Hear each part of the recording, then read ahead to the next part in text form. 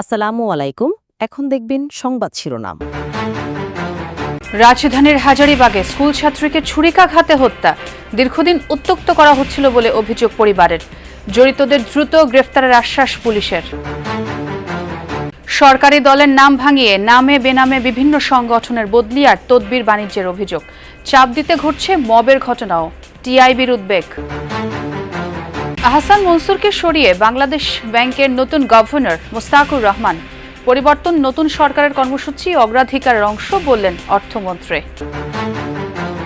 চট্টগ্রামে অগ্নিদগ্ধদের জন্য নেই পর্যাপ্ত চিকিৎসা, দুর্ভোগে রোগী ও স্বজনরা।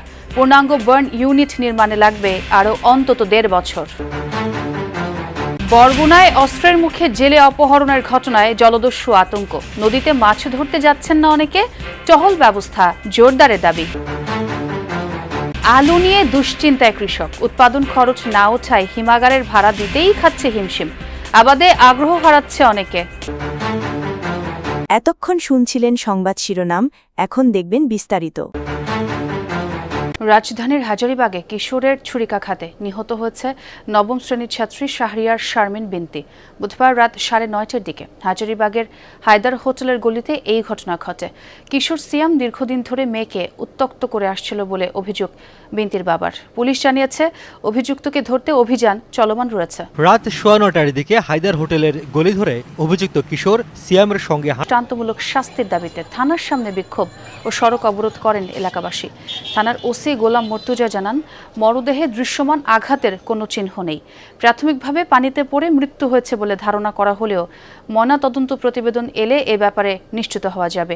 এই ঘটনায় সন্দেহভাজন একজনকে আটক করা হয়েছে। সবাই খোঁজাখুঁজি করতেছে, পায় না ওই বাইরালা আমরা সবাই জিডি করতে পাঠাইছি।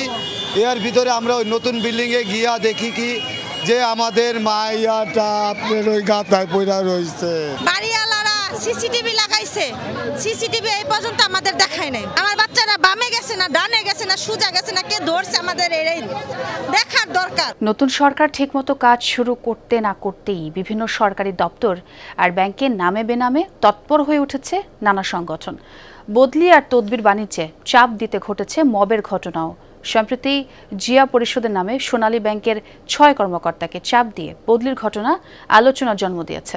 সরকারি দলের নাম ভাঙিয়ে এমন ঘটনায় উদ্বেগ জানিয়েছেন টিআইবির নির্বাহী পরিচালক আরিফুর রহমান সবুজ। জানাচ্ছেন বাকিটা। আমাদের মতো করে জাতীয়তাবাদী যারা বঞ্চিত সিনিয়র অফিসার এদের প্রমোশন যেমন হয় 24-এর গণঅভ্যুত্থানের পর রাষ্ট্রায়ত্ত জনতা ব্যাংকের প্রধান কার্যালয়ের চিত্র এটি। কার কোথায় বদলি হবে, কারা পাবেন পদোন্নতি, অতিরিক্ত ব্যবস্থাপনা পরিচালককে তা ঠিক করে দিচ্ছেন ব্যাংকটির জিয়া পরিষদের নেতারা। 5 আগস্ট পরবর্তী সময়ে সরকারের বিভিন্ন দপ্তরে এমন ঘটনায় ওই সময় বিএনপির ভারপ্রাপ্ত চেয়ারম্যানের কঠোর নির্দেশে অনেকটাই বন্ধ হয়ে যায় নামে বেনামে বিভিন্ন পেশাজীবী সংগঠনের এমন দৌরাত্ম্য। ডক্টর আহসান এইচ মনসুরকে সরিয়ে বাংলাদেশ ব্যাংকের গভর্নর হিসেবে নিয়োগ দেওয়া হচ্ছে মোস্তাকুর রহমানকে। গতকাল বিকেলে এই নিয়ে প্রজ্ঞাপন জারি করে অর্থ মন্ত্রণালয়। মন্ত্রী বলেন, নতুন সরকারের অগ্রাধিকারের অংশ হিসেবেই পরিবর্তন আনা হয়েছে বাংলাদেশ ব্যাংকে। এর আগে দুপুরে সংবাদ সম্মেলনে বিদায়ী গভর্নর আহসান এইচ মনসুর জানান, বাংলাদেশ ব্যাংকের অর্জন ব্যর্থ করতে একটি কুচক্রী মহল কাজ করছে। এতে যোগ দিয়েছেন বাংলাদেশ ব্যাংকের কর্মকর্তা। নিজের পদত্যাগ নিয়েও কথা বলেন তিনি। নির্বাচনের পর নতুন সরকার দায়িত্ব নেওয়ার পরই আলোচনায় আসে বাংলাদেশ ব্যাংকের গভর্নরকে সরিয়ে দেওয়ার বিষয়টি। এর মধ্যেই সোমবার অর্থমন্ত্রীর সাথে সাক্ষাৎ করেন governor doctor Ahsan H Mansur. আলোচনা করেন ব্যাংকিং খাতের চলমান সংস্কার সহ নানা ইস্যুতে। বুধবার দুপুরে হঠাৎই খবর আসে অপসারণ করা হচ্ছে ডক্টর আহসান এইচ মনসুরকে।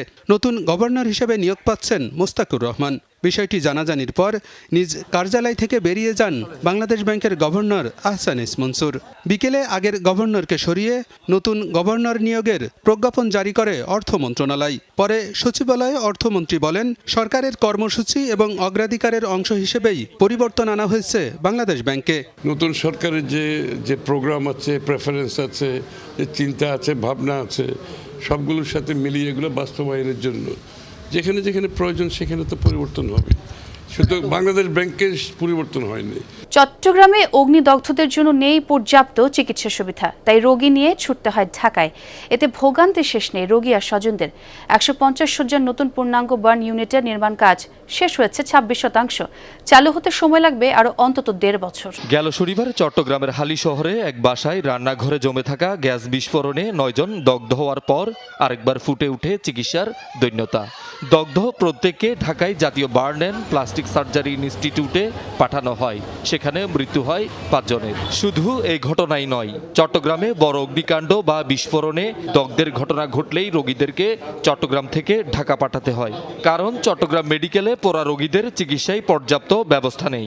সংকট নিরসনে চট্টগ্রাম মেডিকেল কলেজ হাসপাতালের পাশে চীনের সহযোগিতায় 150 শয্যার একটি পূর্ণাঙ্গ বার্ন ইনস্টিটিউট নির্মাণ কাজ চলছে।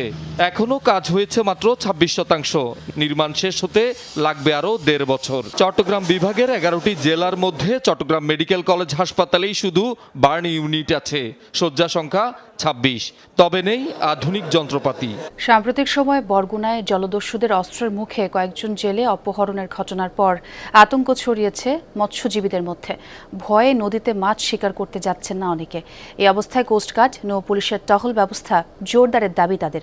এদিকে কোস্টগার্ড, র্যাব ও নৌ পুলিশের সমন্বয়ে কম্বাইন্ড অপারেশন পরিচালনার কথা জানিয়েছেন পুলিশ সুপার। দক্ষিণাঞ্চলের উপকূলীয় জেলা বরগুনা।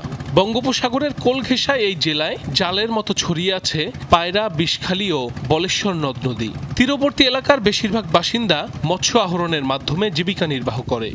গত 8 জানুয়ারি সুন্দরবনের কটকা এলাকায় নৌকা নিয়ে মাছ ধরছিলেন পাথরঘাটা উপজেলার পদ্মা গ্রামের বাসিন্দা সিদ্দিক মিয়া। এ সময় হঠাৎই জলদস্যু জাহাঙ্গীর বাহিনীর লোকজন তাকে অপহরণ করে নিয়ে যায়। পরবর্তীতে নির্যাতন করে পরিবারের কাছ থেকে মুক্তিপণ আদায় করা হয়। হিমাগার থেকে খুচরা বাজার সর্বত্রই আলুর দামে ধস নামায় লোকসানের আশঙ্কায় দিন কাটছে আলু চাষিদের। গত বছরও ওঠেনি উৎপাদন খরচ, এবার পরিস্থিতি আরও শোচনীয়। মুন্সিগঞ্জ থেকে রংপুর, দেশের প্রধান আলু উৎপাদনকারী অঞ্চলগুলোতে এখন কেবলই হাহাকার।